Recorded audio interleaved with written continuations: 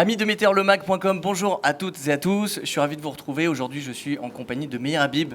Bonjour Meir. Bonjour. Je suis ravi de vous accueillir pour MeteorLeMag.com. Meir, on va faire connaissance en quelques lignes pour nos spectateurs qui nous regardent sur Internet. Vous êtes né à Paris en 1961. Vous avez fait vos études en Israël au Tertnion. Et vous étiez jeune militant à l'époque. Vous vous engagez à l'adolescence, un petit peu comme votre papa, qui lui était un ami de Menachem Begin, dans le mouvement de jeunesse qui s'appelle le Bétar. Vous rejoignez dans les années 90 le CRIF, le Conseil représentatif des institutions juives de France. Vous devenez président de la commission d'Israël. Vous me dites si je me trompe. Oui. D'accord, très bien. Vous deviendrez par la suite vice-président du CRIF. Et en 2013, vous allez abandonner ce poste puisque vous êtes élu député à la 8e circonscription et vous représentez les Français de l'étranger à l'Assemblée nationale, donc à Paris, sous l'étiquette UDI. Vous êtes aussi proche de quelqu'un qui s'appelle Monsieur Benjamin Netanyahou. Vous le sollicitez beaucoup, lui il vous sollicite. Comment ça se passe entre vous ?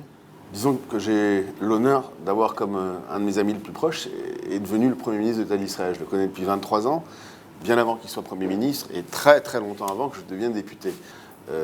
C'est lui qui a fait à l'époque, quand mon père est mort, il y a 12 ans de cela, l'horizon funèbre de mon père, qui était pour moi, comme beaucoup de gens, enfin, toute ma vie.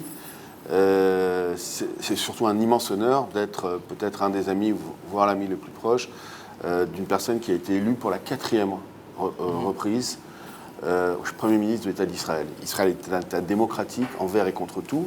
On a le droit de critiquer pour ceux qui veulent l'État d'Israël, voire la politique du gouvernement d'Israël. Mais pour moi, le fait d'être proche de Benjamin Netanyahou est un immense honneur. Je le vois donc vendredi matin chez lui à la maison. Je l'ai eu avant-hier au téléphone. C'est avant tout un ami. Je suis député français, il est Premier ministre de l'État d'Israël. Mais la France et Israël sont censés avoir les mêmes valeurs.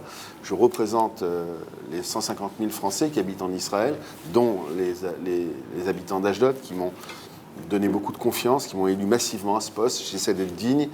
Et pour moi, le fait d'être ami du Premier ministre est un honneur envers et contre tous, même si ça dérange certaines personnes, je l'assume totalement. On vous a vu d'ailleurs, je crois que c'était en mois de janvier dernier, vous étiez avec lui à ses côtés à la synagogue de la Victoire à Paris. Vous étiez son traducteur un petit peu officiel, vous êtes un peu son couteau suisse en fait. Disons que... Vous êtes multifonction. Non, c'est surtout encore une fois mon ami. Il s'avère que par la force des choses, j'ai appris à mieux lui faire connaître la France. Je suis très attaché à la France. C'est un pays qui m'a tout donné. Je suis né à Paris. C'est ma langue maternelle, comme la majorité d'entre vous ici. Et Benjamin Netanyahou ne connaissait pas bien la France. Et je l'ai connu en France, je crois, en 92. À l'époque, il était un jeune ambassadeur à l'ONU, qui était le frère d'un homme mythique, qui était Yoni Netanyahou, qui est le libérateur de l'avion d'Air France, justement. La France a une petite dette envers Benjamin Netanyahou, on ne le dit pas souvent, parce que c'est son frère qui est mort, qui a donné sa vie dans la libération de cet avion qui avait été détourné à Entebbe et où les commandos spéciaux israéliens, il y avait eu un tri déjà à l'époque entre les juifs et les non-juifs. On n'avait pas trié les Israéliens et non-israéliens, on avait trié les juifs et non-juifs. Peu importe français, pas français, déjà à l'époque. Ça rappelait ce qui s'était passé quelques dizaines d'années avant, il y a 70 ans de cela. On a des périodes qu'on aurait aimé ne pas vivre. Et son frère, qui était un immense officier de l'armée de Tsahal, a mené une opération extraordinaire, l'opération Entebbe, où ils ont été libérés tous ces otages, français et israéliens, mais juifs, avec le commandant Bakos, qui était le commandant d'Air France, que j'ai bien connu, qui avait décidé de ne pas laisser ces otages juifs seuls. Il est resté donc avec eux, et c'était le fameux Yoni Netanyahou, qui était le grand frère de Binyamin Netanyahou, qui était à la tête du commando qui a libéré ces otages, mais hélas, il en a payé de sa vie puisqu'il est mort, et ça a tracé toute la ligne future politique du Premier ministre d'État d'Israël. Mais Meir Habib, vous disiez tout à l'heure que vous êtes le représentant de la communauté francophone un petit peu partout. Je suis représentant des Français habitant dans ma circonscription. Oui. De la 8e circonscription. Voilà, qui comprend l'Italie, qui est un immense pays où il y a près de 80 000 Français, 50 000 inscrits. Israël, qui est le pays où il y a le plus de Français, en réalité il y en a près de 150 000, 70 000 inscrits. La Grèce, un pays qui a énormément de soucis en ce moment, je suis très proche de la communauté française en Grèce, qui traverse des moments très difficiles. La Turquie, qui est un pays qui est crucial dans la région depuis toujours, où on a près une quinzaine de milliers de compatriotes, et puis des pays moins importants, mais en termes de Français qui y habitent, mais aussi importants au niveau de leurs symboles, que sont Chypre, Malte, Saint-Marin et, the last but not the least, le Vatican. Le Vatican, puisque je suis député du Vatican, donc pour moi, le fait d'avoir... Vous avez rencontré le pape ? Dans ma circonscription, pas encore, je serais très heureux de le rencontrer, mais disons que d'avoir dans ma circonscription 3 pays que sont la Turquie, donc pays musulmans, l'Italie et Rome et le Vatican, donc berceau du christianisme, et Israël évidemment, et Jérusalem, donc étant juif, assumé, sioniste, c'est un challenge que j'essaie en tout cas de relever en permanence. Meir Habib, moi, il m'arrive encore de regarder la télé française, de regarder les chaînes d'information. Et d'ailleurs, moi, ça me fait plaisir de vous voir souvent interviewer. Mais il y a un truc qui me fait moins plaisir, je voudrais avoir votre sentiment là-dessus. Et ça, tout le monde le dit, on ne peut pas le nier à un moment donné, c'est le problème d'information, ou même, j'ai envie de dire, de désinformation des médias français. Qu'est-ce que vous en pensez ? Moi, j'essaye de faire en sorte, j'imagine que tous les journalistes... Alors je dis ça surtout évidemment quand on est en temps de guerre, quand on est on l'a vu l'été dernier pendant Tsuketagne, les gens disaient tout et n'importe quoi, tout et son contraire. Je dis en permanence, les journalistes français ou autres, ou israéliens, ou quelques journalistes, ont le droit de faire leur travail, y compris de critiquer tel ou tel gouvernement, y compris le gouvernement d'État d'Israël. Mais on ne doit pas se tromper d'ennemi aujourd'hui.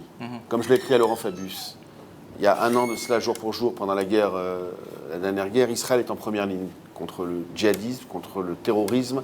Israël est le seul pays dans cette partie du monde qui respecte nos valeurs, les valeurs de la France, qui sont la liberté, l'égalité, la fraternité, le droit des minorités, le droit des homosexuels, le droit de pratiquer, le droit des femmes. Regardez ce qui est en train de se passer chez nous en France. On a coupé la tête aujourd'hui à certains de nos compatriotes.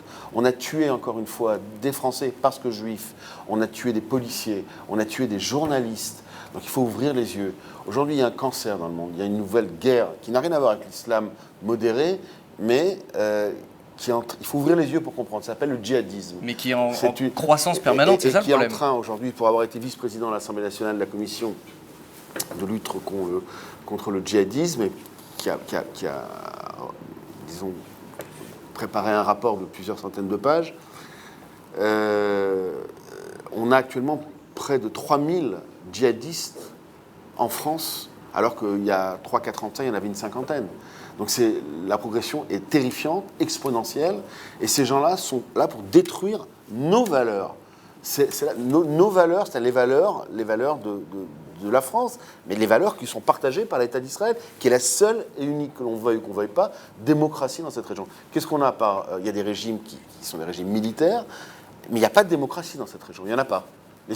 La seule où il y a une alternance politique, où on a des premiers ministres qui sont battus, où on a une vraie presse, où on a un vrai droit des minorités, où on a une vraie liberté de culte, c'est en Israël. On a le droit de critiquer l'État d'Israël, mais Israël, c'est 24 000 km², un État qui est minuscule, qui se bat pour sa survie depuis sa création, qui a fait toutes les concessions possibles pour essayer d'arriver à la paix. Le drame, souvent, c'est que les gens en face ne veulent pas un État à côté d'Israël, mais un État à la place d'Israël.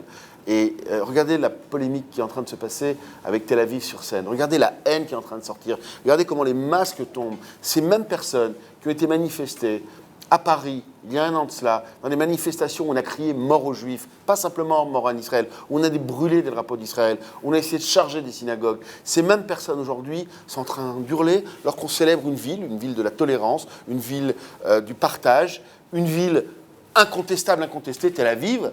C'est trop pour eux. Parce qu'en fait, ces gens-là ne veulent pas du tout d'Israël, dans quelques frontières que ce soit. De penser qu'aujourd'hui, ce problème est une question de territoire est une faute. Si ça avait été une question de territoire, tout aurait été résolu depuis bien longtemps. Tous les gouvernements d'Israël, de droite et de gauche, ont fait des concessions immenses pour arriver à la paix. Hélas, pour faire la paix, il faut être deux. Regardez dans quel environnement ce minuscule État vit, avec la Syrie, le Liban, l'Iran.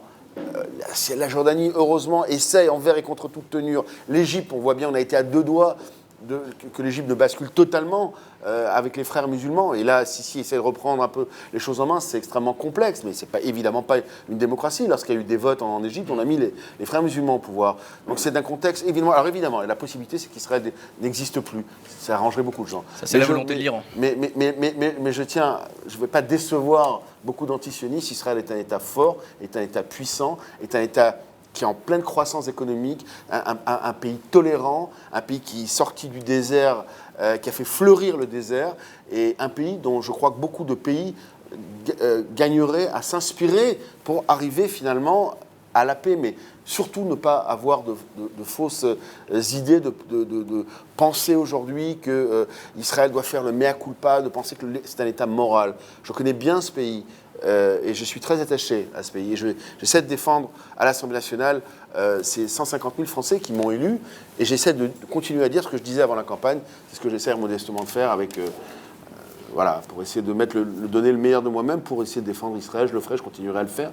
Comme je défends les Français qui sont en Grèce, comme je défendrai demain, Dieu merci, il n'y a pas de guerre en Italie, mais il y a aussi d'autres problèmes pour les Franco-Italiens ou les Franco-Turcs, etc. Vous disiez tout à l'heure, Meir Habib, vous parlez de l'islam radical. C'est vrai qu'ils s'en prennent à la France, ils s'en prennent aussi aux Juifs. Qu'est-ce que vous dites aux gens aujourd'hui, en tout cas aux Juifs de France, qui se disent aujourd'hui, moi je me sens plus en sécurité, ni pour moi, ni pour mes enfants. Il est temps de partir. D'ailleurs, Benjamin Netanyahou l'avait dit quand il était venu à la synagogue de la Victoire, il a dit « On vous attend, Israël est votre pays, vous êtes chez vous, vous êtes attendus, venez ». Si vous me permettez, d'abord je voudrais corriger. D'abord parce que je l'ai traduit, parce que j'en ai discuté à plusieurs reprises avec lui. Il dit ce qu'a dit tous les premiers ministres de l'État d'Israël, et chacun est dans ce rôle. J'en ai discuté avec Manuel Valls et avec le président de la République, François Hollande. Il dit qu'il existe un État aujourd'hui, qui est un État qui est là pour accueillir, s'il le souhaite, les Juifs du monde entier. C'est ça le sionisme, c'est ça l'État d'Israël. Oui, il ne dit pas que c'est un échappatoire. Ouais. À condition qu'ils décident de partir. Moi, je suis pour que les Juifs fassent un choix de venir en Israël. Bechira, on dit en hébreu. Ouais. Pas bricha. Bricha, c'est sauver en hébreu.